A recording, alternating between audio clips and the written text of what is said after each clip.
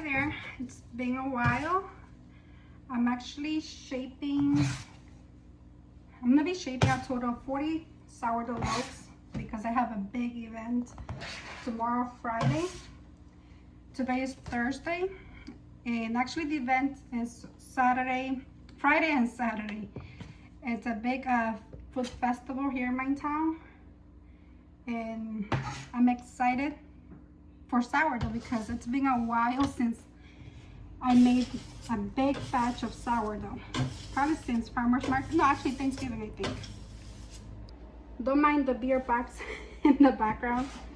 It was my birthday last weekend, and recycle, it's not here yet. But anyways, so I'm shaping sourdough, and this is using 20% freshly milled flour. Grown here in Connecticut, so it's very exciting to be able to share this with customers. Because it's freshly milled flour, the dough will ferment a little bit faster, and it's a little more sticky than your regular bag flour. So I'm actually shaping it a little early because I know in the fridge it will ferment a tad bit more.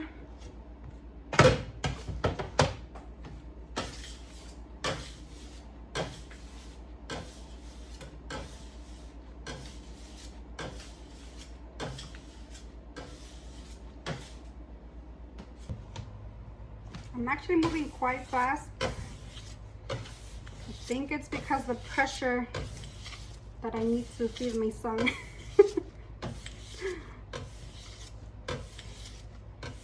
It's already 12:20 in the afternoon.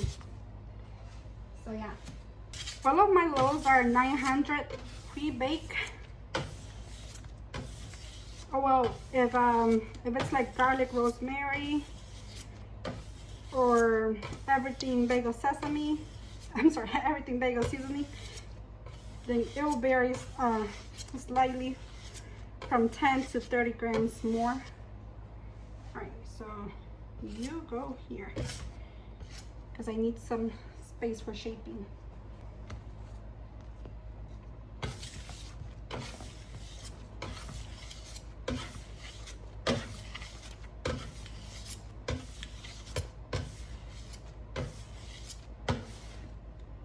So pretty. So every single loaf has been 900 grams to the dot, to the T. Exactly 900 grams, except the last one, which is 906. And I'm very happy with it because I decided to add like 40 grams more flour to my total measurement because, you know, as you do stretch and folds, you lose some flour, like flour gets stuck to your hands, to the mixer. So you lose, I noticed that I lose about 40 grams of flour. So I decided to add that 40 grams when mixing my sourdough. So that's why I'm able to now have exactly 900 grams even, and not have like at the end a loaf that it's 880 and things like that, or 870, which was annoying because it's a little smaller and I usually keep that one for myself. Alrighty, I have about 6 more loaves to go, and I've had to adjust my shaping method when it comes to freshly milled flour because, again, as I mentioned, freshly milled flour will feel a little more wet, sticky. So for that, you need to create a lot of tension. My usual shaping method is the cottage clasp method, not the burrito method. But because of the dough, you know, it's sticky and a little more loose, you need to create more tension. Alright, I had to stop recording because my husband called me. We're actually trying to purchase a used Oliver bread slicer because one of the items that we sell the most at farmers market is sandwich bread, and sandwich bread comes sliced, and I do not want to be spending like an hour slicing every single loaf using the Zinsenhouse bread slicer. So we're looking for options, you know, to ease the labor, even if it comes to investing in a used bread slicer. But yeah, so my first 20 loaves are completely ready to go to sleep. I need to shape another 20. I did mix them like an hour apart, so not everything will be ready at the same time because my son is with me, and so far he has been great. He just had lunch, or I had lunch before shaping. The last one, hooray! So I had to drag this table all the way from my shaping station. I usually add the table right in here, so I can pretty much put it right next to the other table and have more table space. But I had to drag it all the way here, so it's easier to put it into the fridge instead of, you know, doing trips. I just usually have a plastic cart where I'll stack the dough, but in this case I think it was easier just to slide the table so the dough goes to sleep.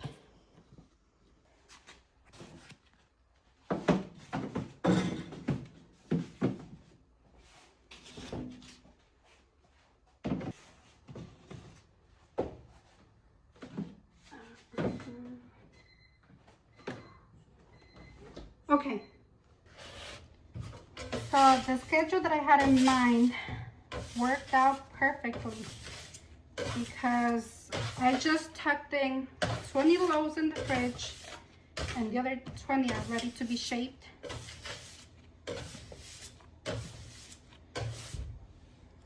My favorite part of sourdough, I think, is dough day.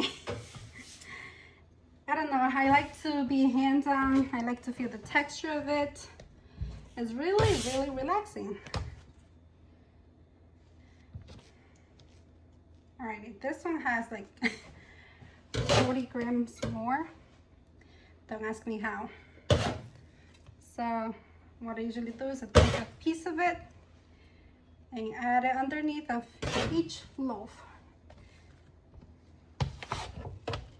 Alright.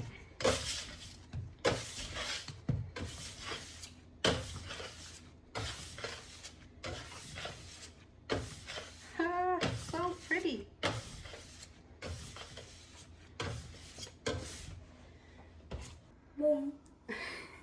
Alrighty, so I'm done with another 20 loaves. These are the garlic rosemary. Hold on, stabilizing. I have 6 of the everything bagel seasoning. I have, I think, 4 more plains. And then I have 3 of the spicy everything bagel with cheddar cheese. That's for my family to consume, and the rest will be for the market. Okay, so I had to put my fridge in the coldest setting. And look at this. Completely stocked.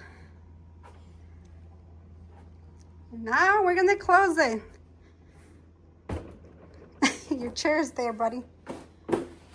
So right now the fridge temperature is like 45. Oh, I'm sorry. Enough to sleep, big ol'.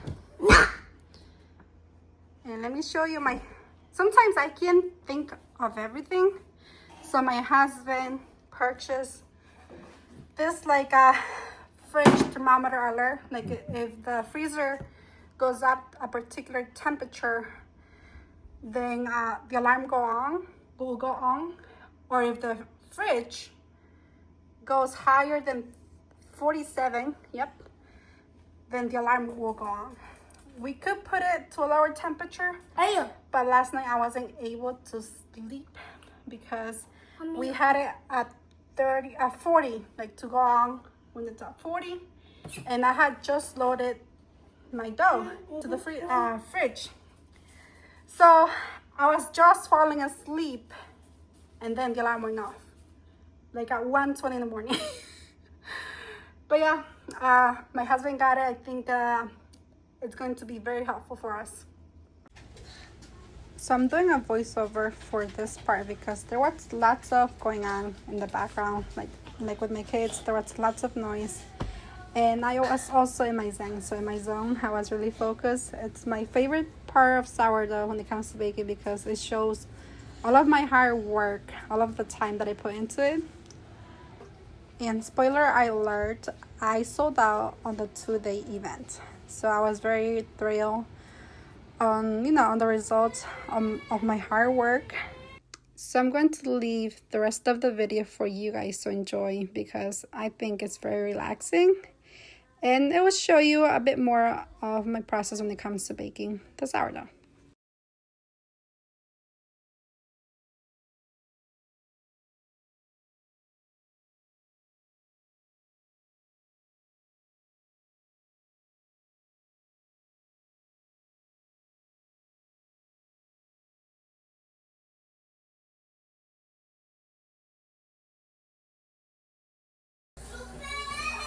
¿Cuántas sillas de las blancas vamos a llevar? ¿Unas dos? Dos.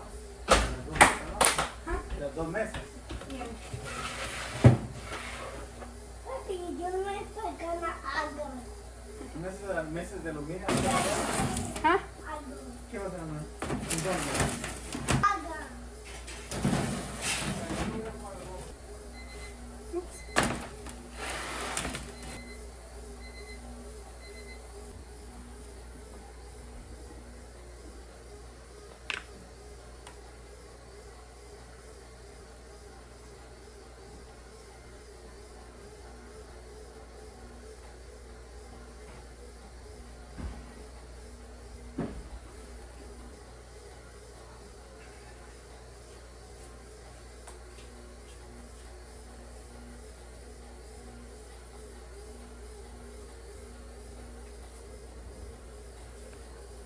It's Sunday, May 2nd, and today's the second day of the food festival.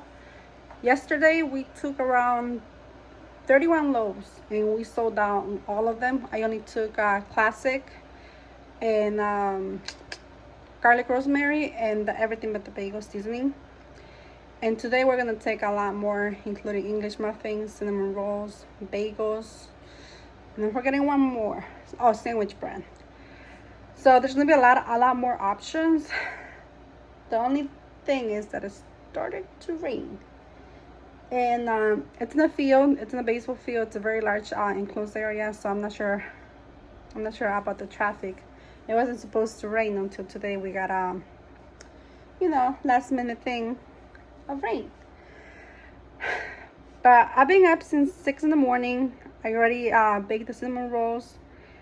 I'm baking the 6-seed rye sourdough. Then I gotta do a few lemon blueberry muffins, and lastly will be the bagels.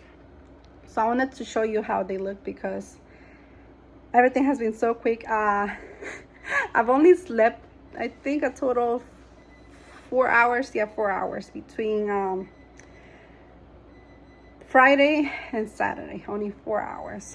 On Friday I was awake at 4 in the morning, and then I went to sleep pretty much today at 1:30 in the morning, and then I was up again by right before 6. I don't feel tired. It's just my body is, I don't know, trying to adjust. I get very warm, then the bottom of my feet burn. Yeah, it's just from being tired. But I did get a good sleep on Thursday night, so I could have a little more energy on Friday morning. But let me show you how the loaves look. It looks beautiful. I now have my other timer off because besides the market, well, besides the festival that we're attending, I also did the pre-orders, my usual pre-orders, and for those I have a few cookies that I'm baking, but I'm not taking cookies to the market because there's plenty of cookie vendors, and I don't have the energy to bake cookies, even though I have plenty. But look, the 60 sourdough, the rye one. Oh my God, it's beautiful all the time. I don't know, I just love it. Look at the color. It's just beautiful. And I've been very happy on my dough process.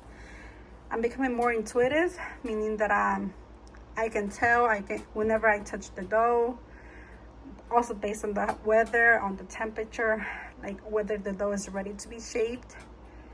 And yeah, it takes time for you to become an intuitive baker, rather than going through like the liquid method and things like that, or just estimating or guessing. But everything takes time,